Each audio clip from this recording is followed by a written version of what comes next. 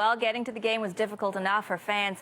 Frankly, really getting anywhere downtown required some patience. Public Works crews closed the DVP this morning. The annual spring cleanup is now underway. New guardrails are going in. Then there's all of the sand and salt left over from that long winter. It's being swept away as well. Potholes will be next. They will be filled, and 9 kilometers of the highway will be repaved. The city says the major artery will look in tip-top shape when it reopens Monday morning.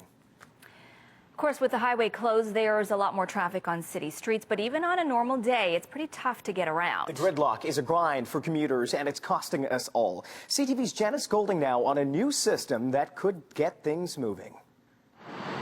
We've all dealt with it, bumper-to-bumper traffic. It's pretty terrible, actually. That's bad. This is crazy. This is very slow, very aggravating. It's not even fully rush hour yet. And while you may feel you're going nowhere, well, gridlock isn't going anywhere either. We create a virtual reality environment. That's where U of T professor Beher Abdulhai says his self-learning traffic lights, which use artificial intelligence and game theory software, can help. Think of it as like RoboCop, where there is an intelligent software in the traffic light itself that learns the patterns of traffic arrivals and adjusts the timing, the green and red timing. The smart lights communicate with one another, helping each intersection deal with traffic flow. If one intersection is breaking down, then the upstream intersection would hold back traffic a little bit. Reducing congestion, he says, an average of 40%. So how many hours do you spend commuting every day?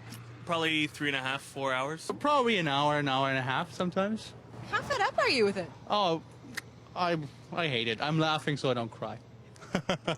There's no question there's a human cost to all the gridlock. There's also an economic cost.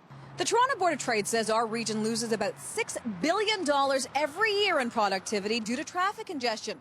And by 2031, it estimates that figure will be closer to $15 billion. It shows how the traffic light extends itself. While the smart technology costs $10,000 to $30,000 per intersection. And we found out that, let's say, in downtown Toronto, over 50, 60 intersection, the system would pay for itself in less than 1 month, actually 21 days. That's cheaper than roadway expansion, which costs millions and takes plenty of time, something we can all agree we can never get enough of. Janice Golding, CTV News.